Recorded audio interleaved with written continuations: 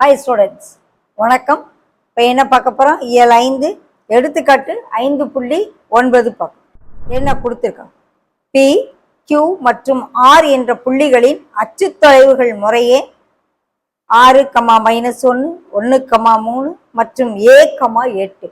மேலும் PQ = QR எனில் A இன் மதிப்பை காண்க.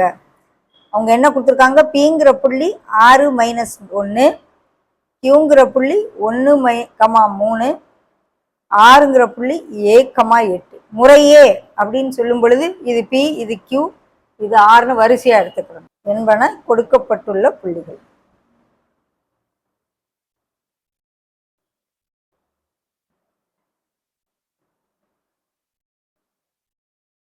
ஏயோட மதிப்பை கண்டுபிடின்றாங்க. இன்னொன்று என்ன கண்டிஷன் கொடுத்துருக்காங்க? PQ = QR கொடுத்துருக்காங்க. ஸோ நம்ம முதல்ல PQ கண்டுபிடிப்போம். அதுக்கு டிஸ்டன்ஸ் ஃபார்முலா, தொலைவுக்கான ஃபார்முலா நம்ம எப்போவுமே எழுதிக்க வச்சுக்கிற வேண்டியது. x2 - x1 the whole square plus y2 - y1 the whole square. இது தொலைவுக்கான ஃபார்முலா. இப்போ PQ கண்டுபிடிப்போம். Pக்கும் Qக்கும் இடையில இருக்க தொலைவு PQ.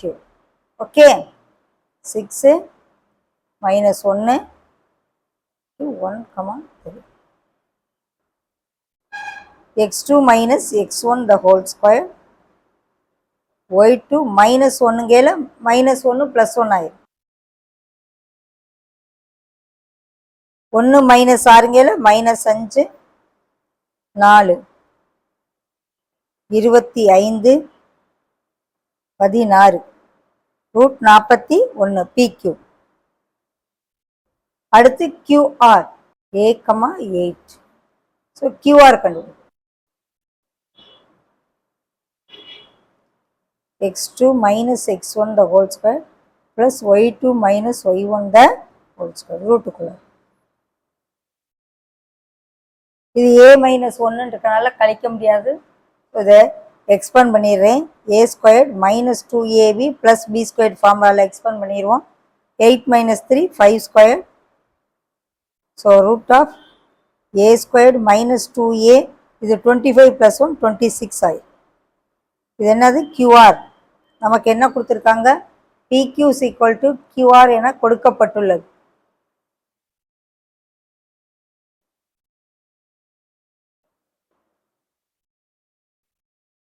இப்போ PQ வேல்யூ என்ன கண்டுபிடிச்சிருக்கோம்? √41. QR என்ன கிடைச்சிருக்கு? √A² - 2A plus 26. ரெண்டு ரூட்டுக்குள்ள இருக்கனால இருபுறமும் வர்க்கம் எடுக்க. ஏன் ஏ கண்டுபிடிக்கணும் நம்ம, அதுக்கு தான்.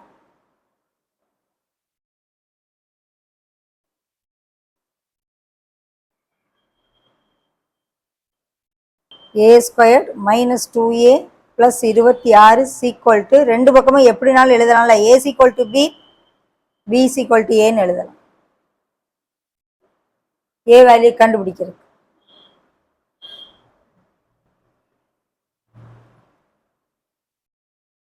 சிம்பிளிஃபை. 5, 1 மைனஸ். ஸோ இதை காரணிப்படுத்தணும். பெருக்குனா -15, கூட்டுனா -2, -5 + 3. So A - 5, A + 3. So A = +5 value, இல்லைன்னா A = -3. ஏயினுடைய மதிப்பு கண்டுபிடிக்க சொல்கிறாங்க. ரெண்டு மதிப்பு கிடைக்குது, ரெண்டு மதிப்பையுமே எழுது. ஓகே.